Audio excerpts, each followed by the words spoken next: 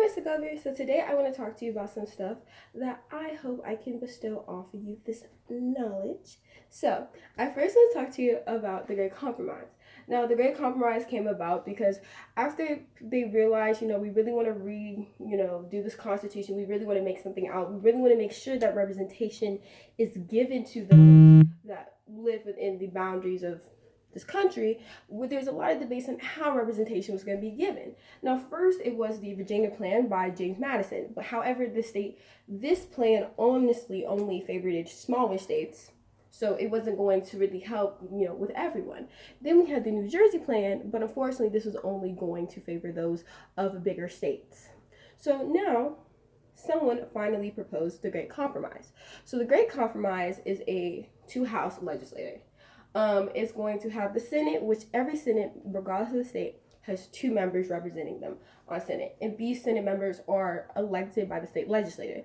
Now, the House of Representatives is those people are elected by voters like me and other people that can vote to elect those representatives to represent their feelings and their issues that they pose as important to them within the Congress. This allowed for equal representation regardless of the state size, and so that everyone can feel like their state is being represented on the higher federal level.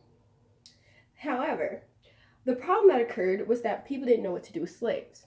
Obviously, at this time, slavery was very, very detrimental to many societies, and they didn't know how to count them into when it comes to representation, because they didn't want it to be basically so that someone was going to have more representation than the other, because many times obviously southern states had more slaves. So if you counted a lot of those slaves into the population, then it would maybe get southern slaves to have more representation than that of the north, because the north didn't have as many slaves within their population too.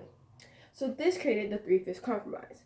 The Three-Fifths Compromise basically established that for every one colonist, white male that can vote and everything, 3/5 of a slave would be counted for every citizen that can that is present. So this, even though it did solve kind of their problems in that time, it really didn't further solve the problems that would occur further down the line with slavery and representation. On top of that, it further embedded the slavery ideal into the Constitution, because embedding the idea that blacks and slaves at that time were deemed as less important than the whites, as it says that 3/5 of a black person is worth that of one white male. So it further embedded that idea into the Constitution, which lived on for centuries and centuries and centuries, and still to this day lives on. And that is the real tea. Okay. Also, something that is super duper important is the Commerce Clause. Now, this clause happened because after the Constitution was created and they made their different articles for each branch, the Commerce Clause was created. This is basically talking about the government can regulate commerce through foreign nations and entities, through states, and to Indian tribes. Now, this law granted a lot of power to the government, because when the one that grants the most power is when it says regulate interstate commerce through the states. This basically says that the government can basically impose any form of power into a situation if they feel like it prevents them to regulate commerce throughout the states. For example, if Georgia were to say that they would allow marijuana to be fine and prohibited and allowed, then this would mean that the government could come back and say, well, you thus allowing marijuana to become legal is going to somehow prohibit the commerce and me regulating that commerce of your state through allowing that drug, which then would mean that the state government couldn't legalize it. So that one clause, even though it seems really small, it has a lot of power, and it allows the federal government to have a lot of wiggle room for what they can allow and what they won't allow, and allows them to inflict a lot of change within states and foreign entities.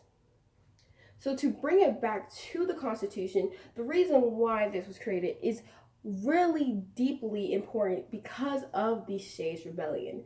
The Shays Rebellion occurred because the farmer, Daniel Shay, he was also a fighter in the Revolutionary War. He wasn't happy with what was occurring at the time. At the time, the United States had to pay back a lot of debts, and there wasn't really a good system of how to do that. So a lot of times, farmers, they had to pay back all these debts. If they weren't, they were sent to jail. And these farmers were not really, they didn't have the resources to pay back those debts. And this debt created a large riot and many deaths and many problems within Massachusetts. However, due to the weakness of the Articles of Confederation, there was no way for them to set up an army, a military, because all the militia that was created during Revolutionary War. It was not, used. There was no set army. So this prevented them the problem from going. This allowed the problem to continue for a very long time. On top of that, one weakness of the Articles of Confederation was also there was no form of levy on tax or anything like that. So without those rules on how taxes occur and how they were allowed to be distributed, it allowed so that farmers were the ones taking on most of that burden, which further influenced the problems that were happening. Now, after seeing these problems with the Articles of Confederation and the lack of control that they had, they realized, okay, guys, I think we need to revise this.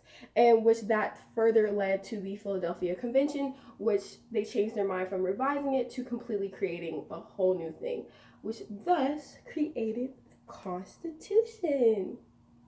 So I hope you enjoyed my teaching today, and I hope you're having a great day, Mr. Glover. And I miss you. And yes,